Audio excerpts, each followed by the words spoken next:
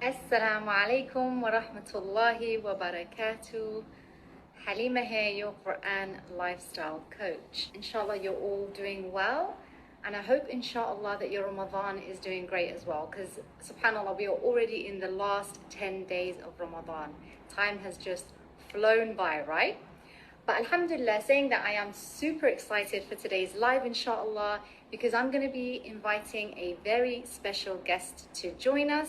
I'm going to be inviting a sister called Nusayba. She is a principal of Montessori nursery called Rumi Montessori here in Malaysia.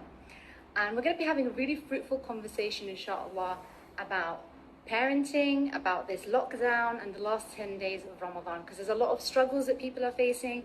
So we want to be able to empower parents, inshallah, to really make the most of this last leg of Ramadan, and try to overcome some of those typical normal struggles that we face as parents, and especially being in lockdown with our children all the time as well. So inshallah, that's what we're going to be discussing today. So I'm going to invite her on, inshallah, soon. In the meantime, if you are joining us today, then please do send me your salams below. Give me a wave. Assalamu alaikum to everyone who's joining. Please tell me where you're joining us from today, inshallah, where you're tuning in from in the world. Here in Kuala Lumpur in Malaysia, it's now 9:35.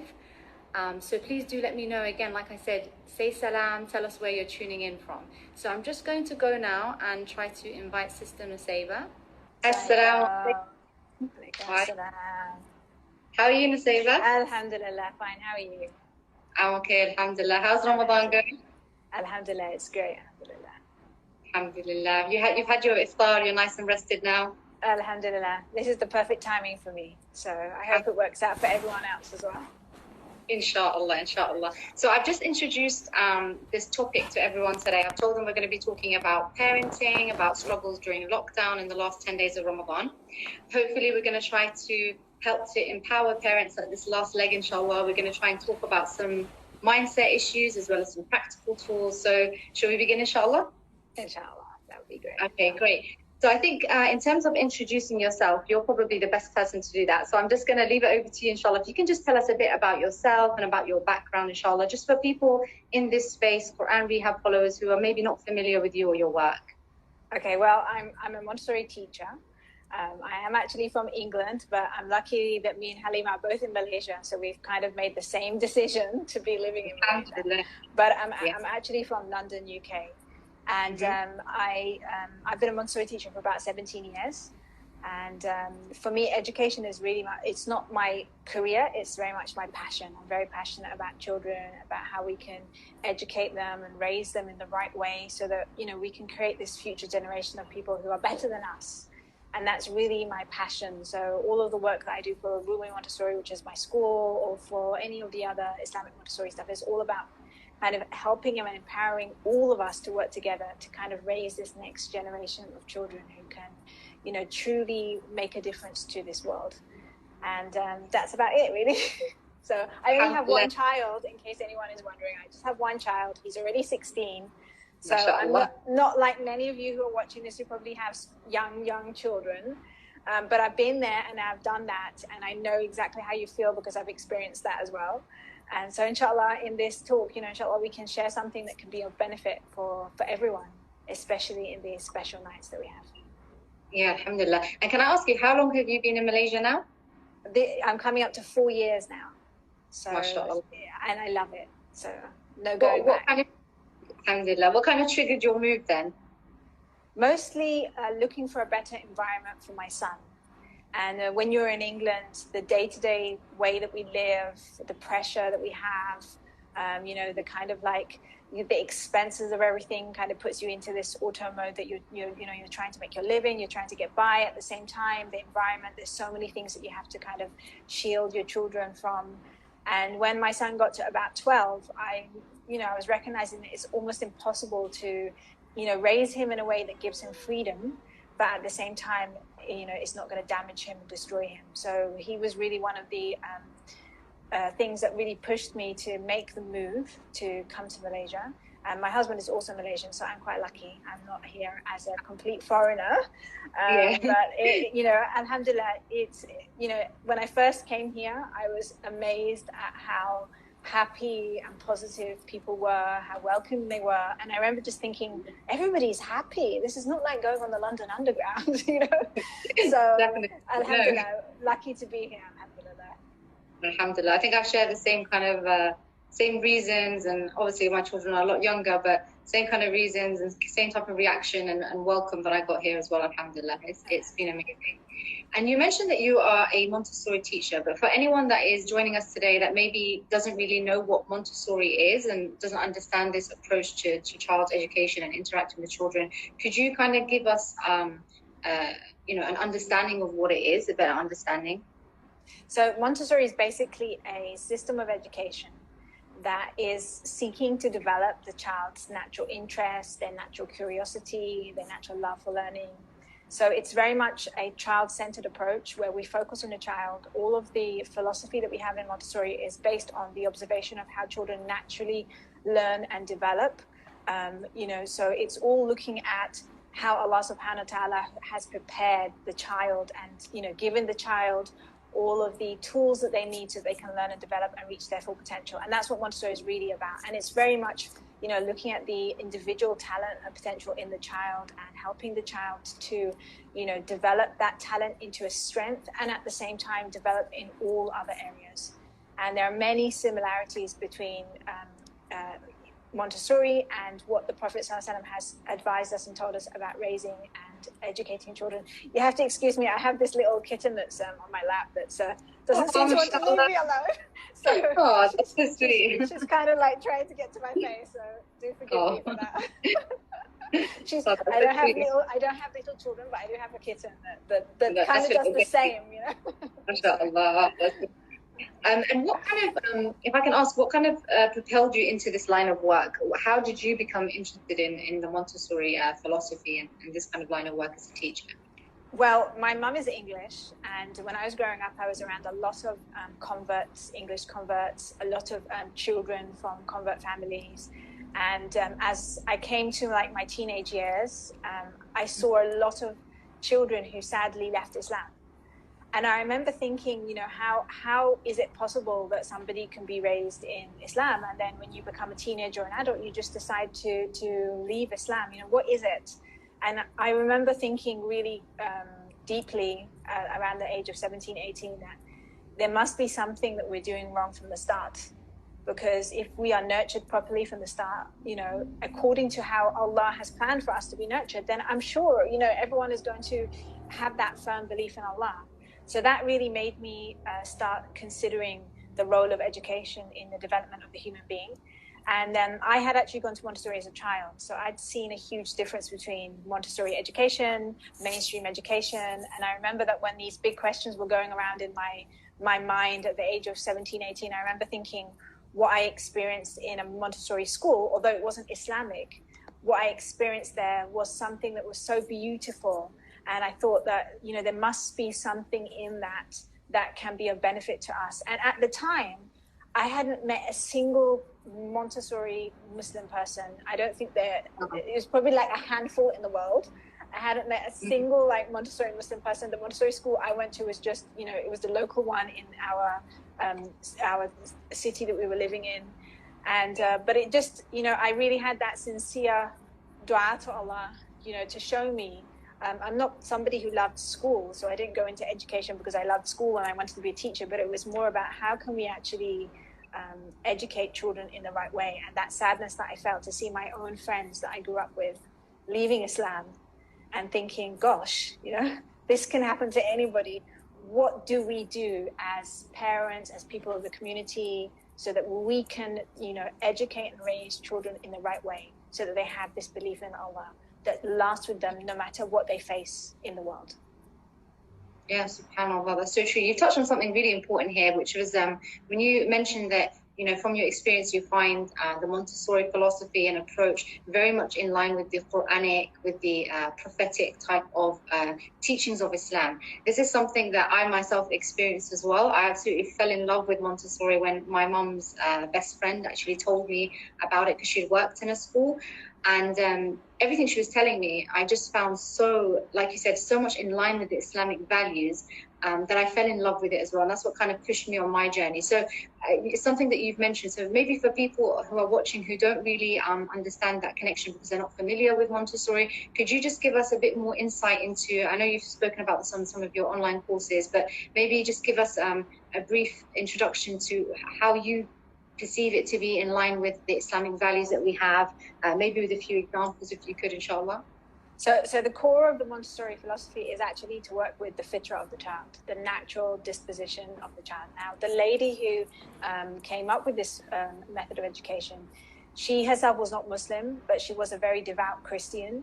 And she says that at that time when she made all these discoveries, she was basically asking God to show her his manifestation in the child.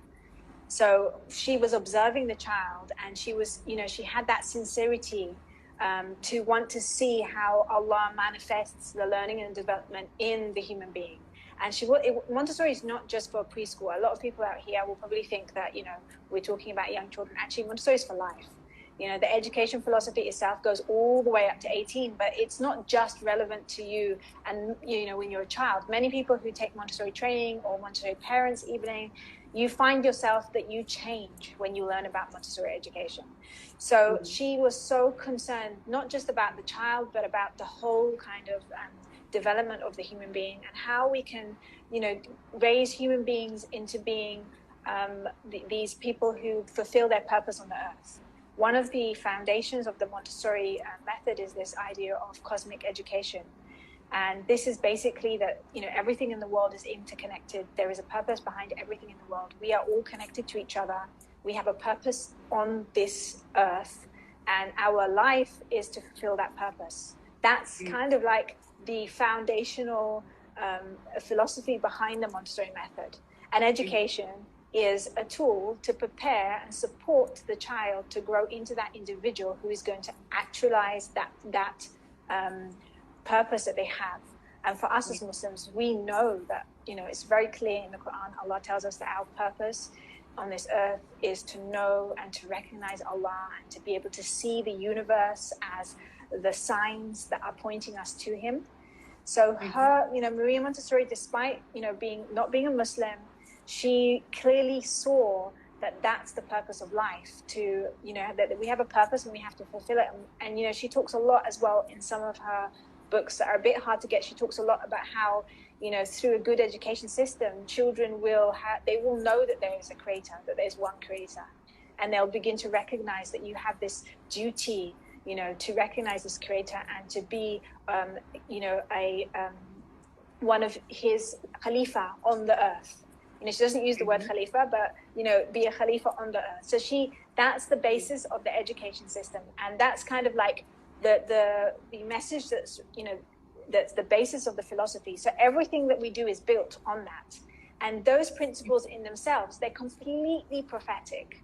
They're completely prophetic. They're completely Islamic. This is exactly what our Prophet Muhammad ﷺ was telling us about all this time, that we have a purpose of life, that we have to, gain knowledge so that we can develop ourselves, so that we can fulfill our purpose of life. And that's what the Montessori education is all about. And what Montessori did for us, which we're so lucky, is that she spent all that time observing the child. She spent all that time experimenting. I don't mean in a lab. I just mean like experimenting by observing and watching the children to find out actually how do they learn and how do they develop. And, this method, Montessori method, is more than... I've lost sound. Oh, dear. Can't seem to hear you. Just bear with me. Can you hear me now? Where is that coming? Can you hear me now, or? Maybe we can try again. If you can just continue, shall I just see if I can hear you or not? Can you hear me now, or is it still? No, I seem to have completely lost any sound. Ramadan. Bear with me a sec. Oh. Should we try again? I do apologize. Can you hear me? Oh, now I can hear you, yes. Okay, great then. Alhamdulillah. Although it's very low. Great. I think others can hear me. So can everybody else hear? Oh, you can hear both of us. Okay, alhamdulillah. I'm not sure if it's because of that.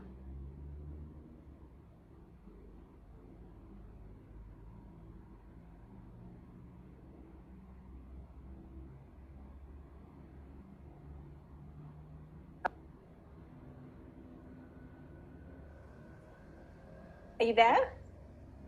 Oh, I am, yeah. Sorry about that. Okay, great. Okay, sorry about that. Go and continue then, inshallah.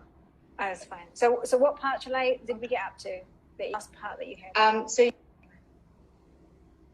you were saying that everything is built on this belief in Allah, and everything else is built on top of that. And obviously, we're lucky that she has done all the legwork for us. Yeah, exactly.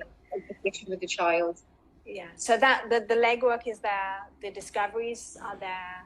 And, you know, I've been a Montessori teacher for 17 years. The deeper I go into the Montessori philosophy, the more and more I see the connections between what the Prophet Muhammad ﷺ has said, what's written in the Quran, and what Maria Montessori has been advising us to do. And, you know, 100 years later, you know, there's all this research in neuroscience that's proving her work. And the reason that it's proving that her discoveries are valid is because what she was trying to look at is how Allah created the child. And of course, the way that Allah created the child is going to be 100% accurate. You know, there's not going to be any kind of discrepancy in that. So you can just see that aspect is already makes it so much easier for us as educators, as parents, because now what we need to do is learn her method really well and make sure that we're bringing in the valuable knowledge from our Prophet Muhammad ﷺ and from the Quran, so that we can ensure our children are kind of getting that well-rounded, thorough education that's going to allow them to reach their full potential and fulfill their purpose of life in this dunya, preparing them for the akhirah. So alhamdulillah, that really, really prepares us and helps us so that we can do the best that we can. And that's really one of the visions that I've had. And, you know, a lot of people who've come onto the Montessori method, they're just blown away by how, you know, everything, you know, fits so beautifully within our Islamic traditions, our Islamic context and knowledge.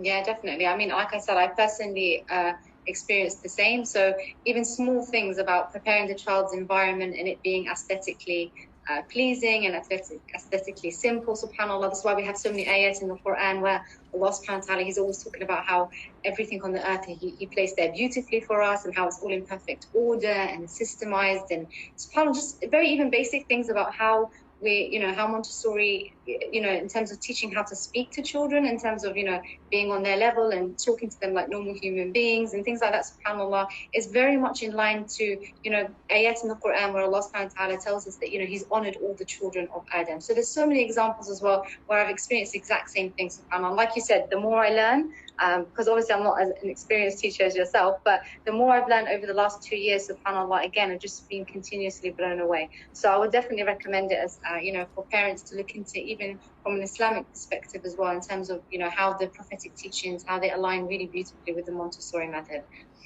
Now, moving on to the next question that I wanted to ask you, inshallah.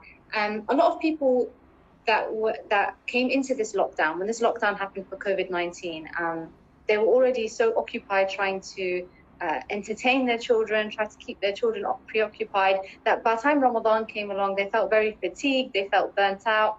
And subhanAllah, now that we move into the last 10 days, a lot of parents are still feeling that, you know, that sense of feeling drained, and they really want to pick themselves up, but they're kind of struggling at the moment. So what kind of advice would you offer these parents in terms of dealing with those kind of emotions?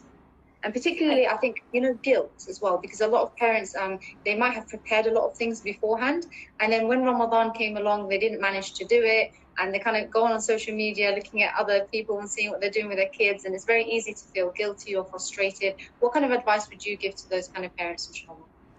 I mean, the first thing is that, you know, we can only do as much as we can do, and as an individual, you can plan. Remember, Allah is going to judge you on your intentions, right? So you can plan, you can have all of these beautiful intentions, but in the end, what happens is as much as Allah has allowed to manifest to happen. So we have to remember that as well, that, you know, maybe you feel guilty, but you have to remember that Allah is the one who's ultimately in control. He's the one who's ultimately in control of, you know, your children, your life, this situation that we're in with COVID-19. I think everybody on this planet is realizing that we have no control, right? We have absolutely no control. We can't plan something. We can't make something happen. Everything is totally in Allah's control. And that's on the larger scale, but it's also on the smaller scale as well, right? And Allah is not going to judge us about He's not going to judge us about how much we actually managed to do, but it's about the intentions that we had and what we tried. And what I recommend to parents is do your best. You put the effort in, you do your best, but you have to have gratitude for whatever it is that you've managed to do. Be grateful for the small things, even the slightest changes that you've made this Ramadan or this period of lockdown, the smallest changes that Allah has allowed you and manifested for you to make. Have gratitude and shukr for them and look at them in positive. And the things that you don't manage to do, you can always do them. There's always going to be another chance. There's always going to be another moment where you can try and do them. So you shouldn't feel completely deflated, because you still have another chance. And those changes that you wanted to make this Ramadan, but you didn't manage to do, just because Ramadan is over, it doesn't mean that we can't, bring in these beautiful Islamic elements into our life. Ramadan is like that moment of the year to restart all of us, to reconnect all of us to Allah, to make all of us change our lifestyle, change our eating habits, change everything that we have around us so that we focus more on Allah. But it's not supposed to end once Ramadan ends, right? It's supposed to be something that we continue. So all of these things that you wanted to do that you still haven't managed to do, and you see Ramadan is closely coming to an end, it shouldn't stop you from continuing them later. So first of all, just have that shukr, have that thankfulness for what you have managed to achieve.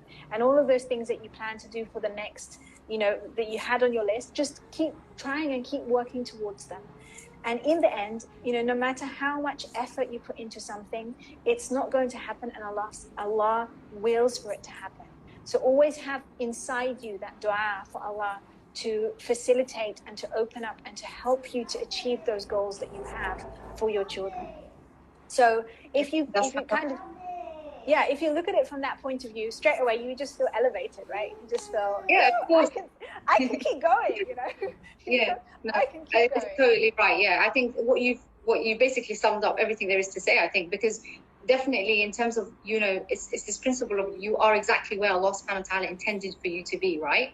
And, nothing, like you said, nothing happens without His willpower. And it's really about, I think something you definitely picked up on, that is really important is the fact that, Ramadan is just the starting point, right? Everyone thinks of it as this month as the beginning and end, when actually this is supposed to pump you up for the rest of the whole year, subhanAllah. Yeah. So to really, like you said, have that shukr, to focus on what you can take forward, inshallah. And now it's all about baby steps, right? It's all about building those habits, breaking bad habits, trying new things, seeing what works. So I definitely hope that our viewers, inshallah, are feeling motivated by that, inshallah. Inshallah.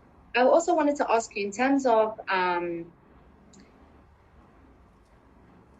being a Muslim Montessori teacher, and moving forward, inshallah, how do you think that, applying some of the Montessori approach or method or philosophy with your kids at home during this lockdown, both Ramadan and beyond Ramadan, it can really help parents to be able to make the most of their time? So I know that a big part of the Montessori method is about allowing the child to, foster and to develop independence, right? So that a parent can kind of detach a little bit, they can do a bit more observation rather than always constantly trying to entertain the child. So could you just explain a bit more in terms of how adopting maybe a bit more of a Montessori approach can actually save you time in order to do things during Ramadan, inshallah, and beyond Ramadan as well? I think one of the most important things that I really recommend that everybody starts with is to learn about the Montessori philosophy. And, try to, through the Montessori philosophy, you're going to understand your child, you're going to understand yourself, you're going to understand your role with the child. But one of the big things that's going to come and point out to you during that time when you're learning about the philosophy is the importance of the preparation of the environment. And this is something that you mentioned earlier, that, Allah tells us in the Quran how He prepared this universe for us, how He's put everything perfectly. This universe is, it was ready for us when we came here, right? So that we can fulfill our purpose. So if you take that concept and you take that philosophy to your home as a parent, and you prepare your home environment so that it is suitable for your children, so that they can be independent, so that they can learn things, so that they can do things for themselves. If you prepare your environment, you're straight away going to be giving your child a better experience, and you're going to be giving yourself an environment in which you have more ability and space to do the things that you need to do. Right? A lot of the times parents will come to me and they'll say to me, I don't have any time. I'm always with my children. I'm always cleaning up after my children. I'm always this, I'm always that. And then I'll say to them, what does your environment look like? Send me photos. And they'll send me photos, and I'll see things like, the children can't access their activities or their toys independently. If a child wants water, they have to constantly ask their mum for water. If the child's made a mess, they won't be able to sweep it up by themselves because there's no cleaning materials available. But if we make changes to our environment, simple changes to our environment to prepare it so that our children can do things for themselves and by themselves, that straight away frees up our time, and it gives us the opportunity now to sit down, to observe our children and to interact and give that time and energy to them in a completely different way, which is going to be much more positive and much more beneficial. So you have your children at home with you now. You have no choice, right? Your children are at home. There's no choice. They're going to be with you for God knows. We don't know how many more weeks, right? Before your child can go anywhere. But actually, the home environment should be the most comfortable environment for the child. It should be, we shouldn't have to wait for a lockdown to begin thinking about changing our environments. It should be something that we already do. One of the things that Maria Montessori said that really, really struck me is she says that, you see all these animals who prepare their environments when they're going to have their young, like the bird who builds its special nest, and the butterfly who seeks a special plant to lay its eggs on those leaves. So we see all of these animals in nature who before they give birth, they put all this effort into preparing their environment, not for themselves, but for their child, right? For their offspring. They prepare the environment for their offspring so that their offspring can have that next period of their life. They're in the womb, and then they have this kind of like special period before they're ready to go to the big wide world. Have that special period of their life in a suitable environment for them. But she says that human beings, they don't really do that. Instead, we take this baby and we try to make them fit into our environment. But what we need to do is, especially in the home, we need to prepare our home environment so that it's suitable for the child and also suitable for us. And it's not difficult. There are so many things that we can do really, really easy that will help the child to be more independent. Like, for example, you can go to one of your your pound stores, or in Malaysia we have the 2 ringgit stores, and you can get a little dustpan and brush and a little broom, cut the handles shorter, and just hang them on the wall, so that if your child spills something, if they spill some, they're playing with something and they spill, they can sweep it up themselves. Have a small cloth available for your child, so that if they're drinking and they spill their drink, they can just get the cloth and wipe it up themselves. These things are going to help the child to be independent. They're going to help to give you more time, but it's also going to make the child feel like this is their environment as well. And when you walk into an environment that has been prepared for the child, you will see the child doing incredible, amazing things. You will see it, because actually the child is capable a lot more than what they show us. But because we don't give them that opportunity, we never get to know what the child can truly do. So my advice is, learn about the Montessori philosophy and take the first change of preparing your environment that you have. Don't go out and buy lots of stuff. Work with what you have first. Just make those small changes to your environment in these days, today, so that your child can access them, your child can be independent, and that's going to free up your time so that, inshallah, you can pray more, you can work more, you can observe your child more. That's going to be the first thing that's going to make a huge change for you and your child. Yes, subhanAllah, I think even just today, I kind of saw this in practice with my son. My son is a really big mover. He loves to run around, and he's got a lot of energy, mashallah, to burn off.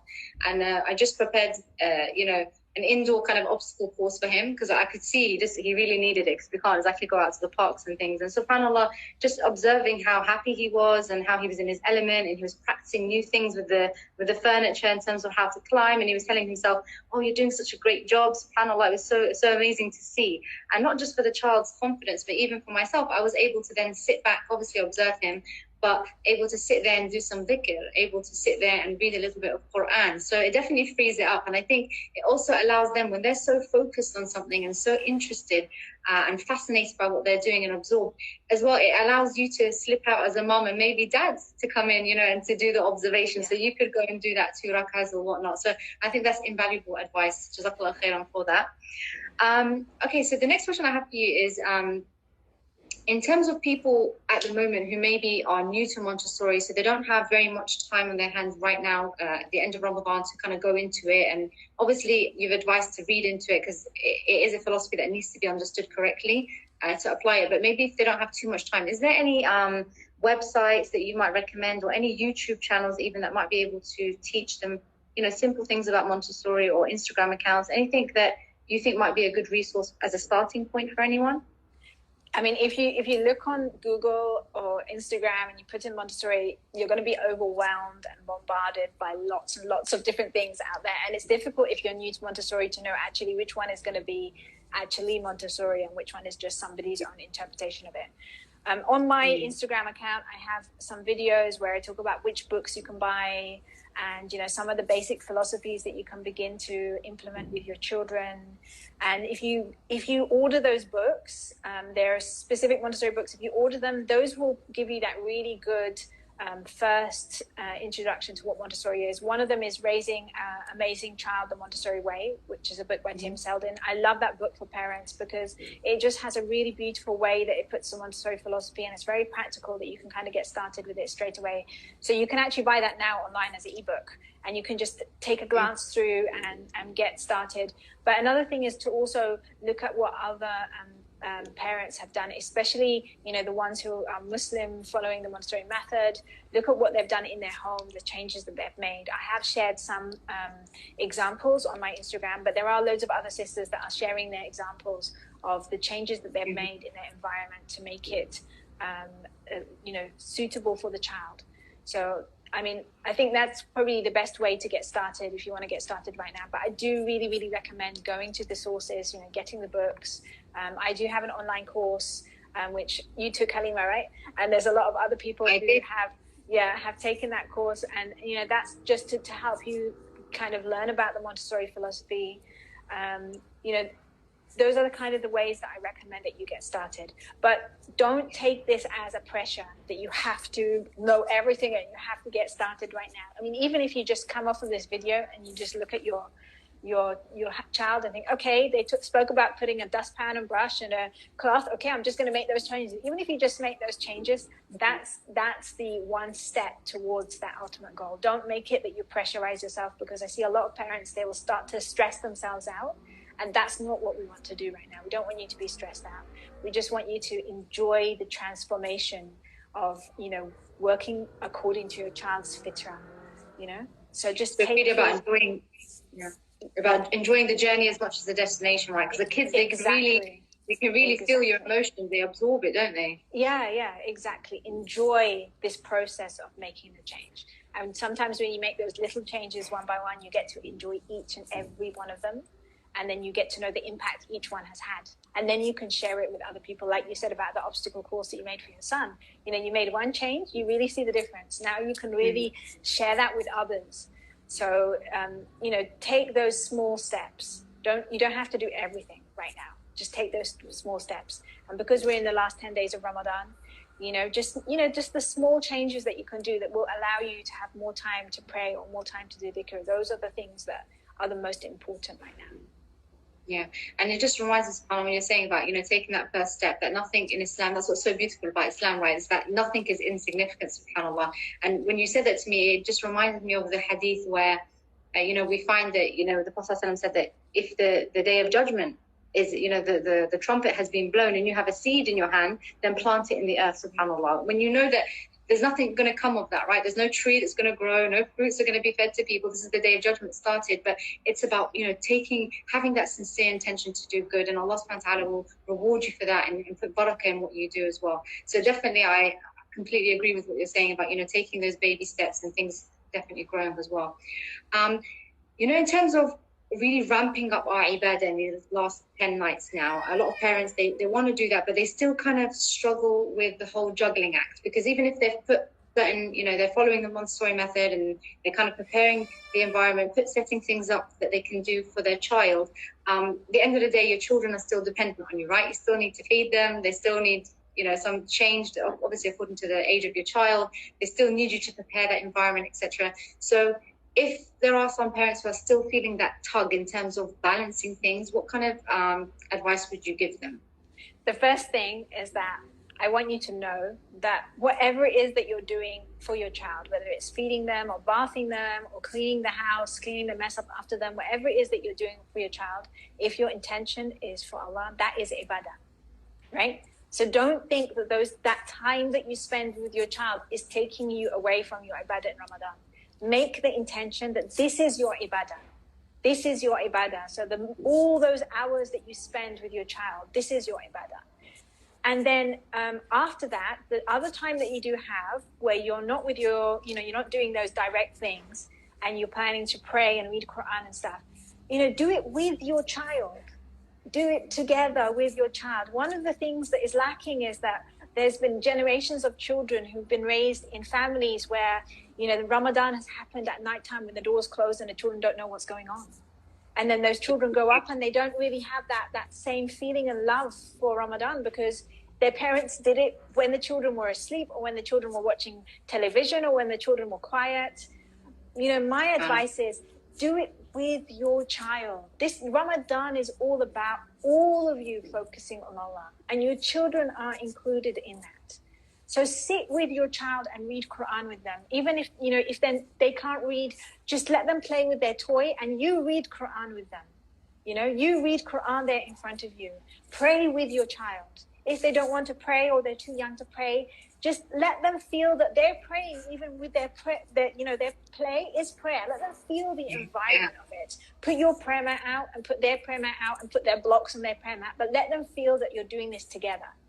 Because you have to remember that, when you get married and you become a parent and you have a family, this is no longer about you and Allah. This is about you all and Allah, right? So you have to build that connection and that relationship with your children of connecting to Allah together. And this is going to be one of the big factors that's going to, help your child in their life later on. When your child becomes an adult and they think of Ramadan, you want them to think of those most beautiful, lovely moments where you were sitting beside them, reciting Quran, and they were playing with their Lego, right? You want them to think of those moments, or the moments where you prayed Taraweeh, and between each Taraweeh, you read a little story to them. You want them to remember those beautiful moments so that becomes a anchor that pulls them back to Allah throughout their life. Whereas if you kind of have this idea to separate yourself and to keep your children occupied so that you can slip into another room and pray, then in a way you might be doing what's nice for you, but it's not our true purpose, because our true purpose as parents is also for us to bring our children with us, right? So that's what I recommend. Take the time that you can now with your children next to you, involve them as much as possible. Don't put yourself, this target that you have to do your whole 20 rakat of Taraweeh or however many rakats Taraweeh do. Don't put this, you have to do this, and my children are getting in the way. Just do what you can. Make your intention to do a maximum, but enjoy every single bit that you've done. Because in the end, Allah's going to write it all for you. If your intention is pure, He's going to write it all for you. It's not about you saying, I read the whole Quran, but it's about how much you read with that positivity and that shukr that you have to Allah, and how your children were involved in it. That's what's going to make the huge difference. And as somebody who has a 16-year-old son, I'm telling you, these years go really quickly. And once they're gone, and you can't get them back again. So enjoy this Ramadan with your little people. You're so special that Allah has given you these amazing, incredible, pure beings to accompany you in this Ramadan. So enjoy it and do the best you can, and have that shukr to Allah that He's put you in this position. Don't see it as an obstacle, but see this as a blessing that you have this Ramadan. You have the blessing of enjoying Ramadan with your children. I think that's the perfect kind of advice, because subhanAllah, so often we see this, right, where people, there's no dichotomy in Islam between that which is secular and that which is spiritual. And I say this all the time to my community, subhanAllah, and that includes, your family life as well as your ibadah. They are all part of it. That's why when we say Islam is a way of life, it literally is a way of life, right? It takes everything, how you interact with your spouse, your kids, how you go to sleep, how you go to the toilet, everything, subhanAllah. And that's because it's a complete system, right? And again, like you said, it just comes down to your intention. It comes down to the purity of your actions according to the sunnah. And, a lot of people, they don't realize as well that our relationship with the Quran, because obviously Ramadan is all about our relationship with the Quran and renewing that to renew our relationship with Allah subhanahu wa ta'ala, right? And a lot of people don't realize that if your Quran relationship is not evolving along with your life, you're going to have that disconnection. A lot of people say, the Quran is not relevant to my life, or I don't feel a personal connection. It's because you're not allowing it to evolve, right? You're just doing what you always do every Ramadan since you were 2 years old, and that's why you feel that disconnection. So for a lot of people, they don't know, but one of my Ramadan goals this year was not to memorize a certain specific portion of the Quran or to read a certain chunk of it, or mine was purely to do a parental analysis of the Quran, because that's where I am at my life right now. I'm at a time where I have got my 2 very small children, and I want to do the best with this blessing that I have. So I decided, well, the Quran is a complete guide. If I truly believe that, then let me approach the Quran, studying it from a perspective of a parent, how I can be the best possible parent that I can. Because at the end of the day, Allah subhanahu wa ta'ala, almost half of the Quran is just full of stories of the past, right? Of prophets and righteous people. And they're called ahsan al-qasas. They're called the best of stories because they deal with the best of creation, people who we're supposed to take as role models. So if we look at them, we can find amazing parenting tips, right? And subhanAllah, what I found then, Nasaiba, has been absolutely mind-blowing, subhanAllah. Even to the simple things of, when you look at Yusuf alayhi salam, when he goes to approach his father to tell him this dream, right? That might seem so insignificant, a child coming to tell you what they're dreaming of. But when you look at how his father received him, how his father spoke to him, how the love that they shared between each other, just, explained through the language, subhanAllah, you realize that, well, you know what? When I wake up after suhoor and, my children have woken up and they're coming to me, the way that I'm going to receive them, the way that I'm going to talk to them, even about, a dirty nappy or about a dream they had or whatnot, the way that I speak and treat and engage with my child is actually living the tafsir of the Quran. So not just reading it, subhanAllah, but you're living the tafsir of the Quran. And that is far more important, to actually be implementing the Quran in our life, right? So, subhanAllah, I completely agree with what you're saying. This is all part of our ibadah. And again, when you mentioned about shukr, I think that is so important for people to remember, because at the end of the day, when we say inna lillahi wa inna ilayhi raji'un, we have to realize that we're talking about our very bodies, right? So what about our children, who are just an extension of our rizq, right? So they belong to Allah subhanahu wa ta'ala, and they've just been given to us for a short period of time. One day we're going to have to depart from them, either they from us or us from them. So it's really about cherishing those moments. And like you said, even when I look back at my own childhood and upbringing, subhanAllah, I have memories of Ramadan and about my dad reading Quran and my mom engaging with it. So these are things you definitely will instill, and definitely I agree with you, parents shouldn't overlook that children actually remember these things, subhanAllah. Exactly. So jazakallahu khairan for that. It's a very touching reminder. Now I want to ask you, as a trainer myself, somebody who teaches and trains, I know that one of the best ways of learning is through teaching itself, right? So a lot of things we can learn from our role as a teacher, or even as a parent from our children. We learn a lot, subhanAllah. So if I was to ask you, in your own personal life, with your own child, or teaching now, mashallah, for over 17 years, what's kind of like, is there been any special advice that's given to you that's really stuck with you in your parenting, or any specific incident that's happened either with your own child or teaching that's really stuck in your memory that helped you in terms of, bringing up your own child and engaging with children in your school? With my own child, he actually has autism. So Allah gifted me with a special kind of a child. Mashallah. And one of the best advices that was given to me is to see this as there's something in this that Allah wants you to learn, right? And subhanAllah, I have learned so much from raising a child like that, because your children actually teach you. You know, I truly believe that Allah selects every one of our children, giving us exactly the child we need to help us learn a certain lesson that we need in our life.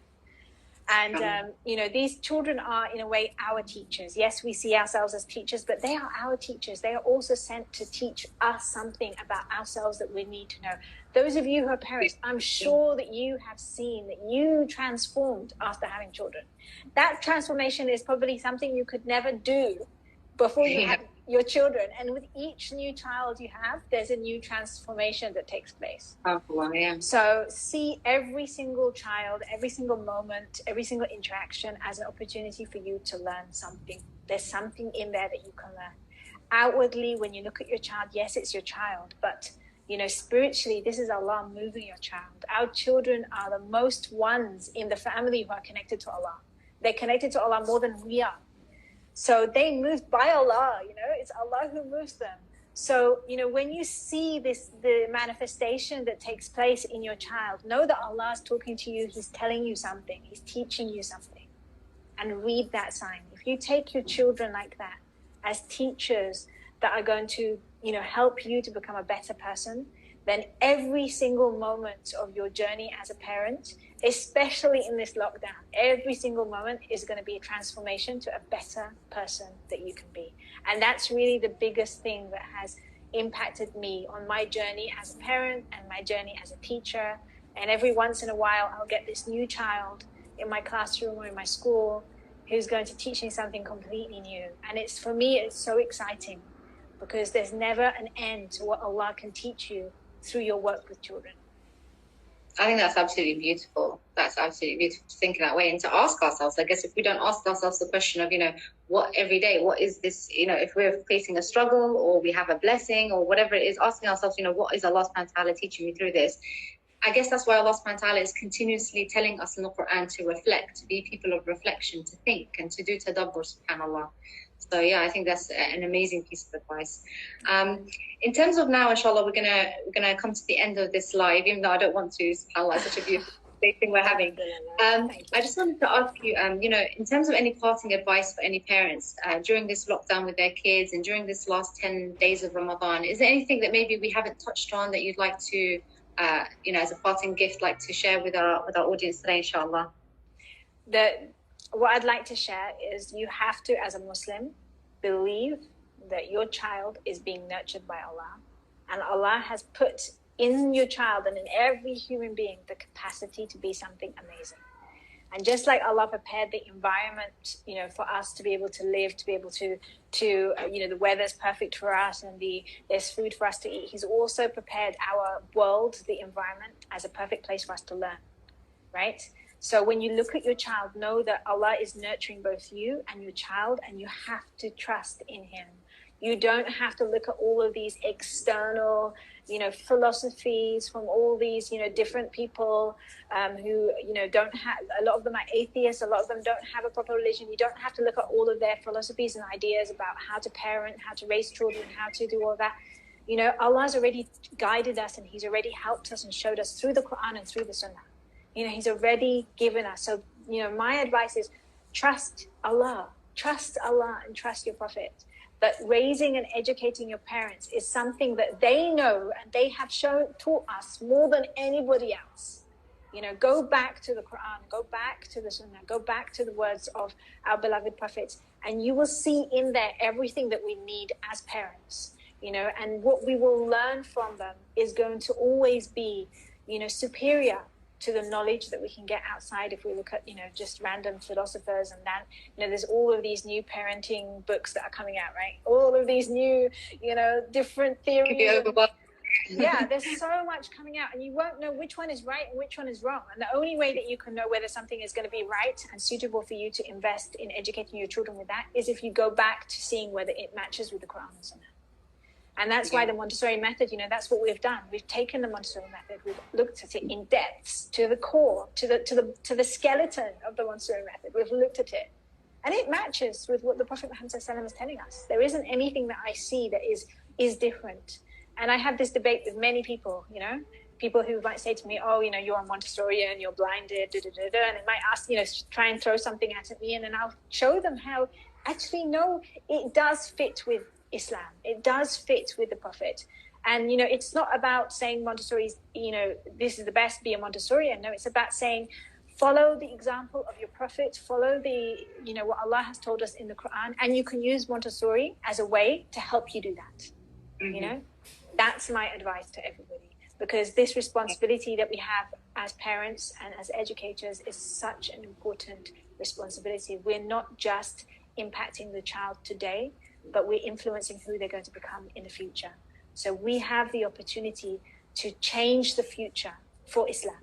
We have the opportunity to create better Muslims, to create a better ummah. And we're at a time right now where the world needs that. The world needs, these people who have this strong belief in Allah, but are also academically brilliant and are also emotionally brilliant and have all of the other, aspects of them developed well. The world needs it now more than anything. So we can make that change as parents. And the way that we do that is go back to the Quran, go back to the Sunnah. You'll see everything that you need to know about your child is there. It's already there.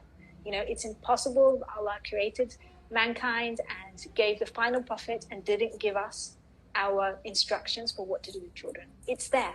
It's just we haven't paid enough attention to it because we're looking outside. So look now back inside. Look at what Allah has already given us and look at your child. If you observe your child with sincerity, they will show you what you need to do. Oh, I totally agree. I mean, that's just the philosophy here at Quran Rehab. It's the fact that, there's no one that can better coach you to success than Allah subhanahu wa ta'ala, right? He's the one that created you. He knows you. He's defined success in the actual true form. And he's the best person to guide you to that, right? SubhanAllah, you teach yourself the Quran will teach you everything. So I completely agree with that. And Jazakallah khairan for that. And I just wanted to end here, inshallah, by asking you to share with our audience how they can learn more about you, about your school, your online courses, where they can find all this information and how they can follow you, inshallah, because I will definitely advocate on your behalf, mashallah, tabarakallah. I have taken a few of Sister Naseba's courses, and I have to be honest with you, I've actually taken secular kind of courses where it's just been purely Montessori, and there've been hundreds of pounds worth, subhanallah, with certain people. And I'll tell you, I actually found your courses far more effective in terms of even explaining things a lot more clearly from a Montessori perspective. I love the fact that you've included the Islamic perspective in it, and it's a far more simple breakdown, but again, much more comprehensive as well. So I definitely vouch for your courses, inshallah. I love your page. I follow them. I follow you, both your pages, your Islamic Montessori and your Rumi Montessori. So please do tell our viewers, inshallah, where they can find your work, your website and everything. Well, I'm the most active on my Instagram account, Rumi Montessori, but I do have a second one, Islamic Montessori, which is more specifically to the Islamic content. And, I have a website, Rumi Montessori, Facebook page, the usual. The best thing is contact me through Instagram. That most of the information will be there on the Rumi Montessori Instagram page. And if you don't have Instagram, you can go through the website, Rumi Montessori. So that's actually the name of my school. And we're actually in the process of launching something new under Islamic Montessori. So inshallah, if you follow that and be ready for that, inshallah, you'll see something amazing, inshallah, that will be announced there in due course. But everyone is welcome to message me personally as well, like on my Instagram. Every day I get new messages from different people all over the world asking different questions. I love to be part of that journey, and I love to know that there's some child in some country that's having some change made to their life, and that I could be part of that. Alhamdulillah, I feel very grateful and happy to be part of that. So you can connect with me in any of those ways. What I'll do, inshallah, is once this live is saved and I've posted it up on my IGTV, inshallah, I'll put all the links for everyone watching there, so they can come over to your Instagram page and your website, inshallah. But Jazakallah khair, Naseba. Thank you so much for joining us. It's been an absolute pleasure to have you. Thank you. This interview has been full of a lot of wisdom, alhamdulillah, that I hope parents will feel empowered for going forward, inshallah, for the last 10 days and beyond. And inshallah, they'll find a lot of practical tools and tips, as well as some mindset mindset techniques as well, inshallah. So Jazakallah khairan for that. Thank you. Thank you for having me. Alhamdulillah, I pray that inshallah your Ramadan ends well inshallah for everyone else. But Jazakallah khairan for everything, Nusayba. Okay, thank you so much, Halimah. Thank you. Take care inshallah. Assalamu alaikum. Wa alaikum salam.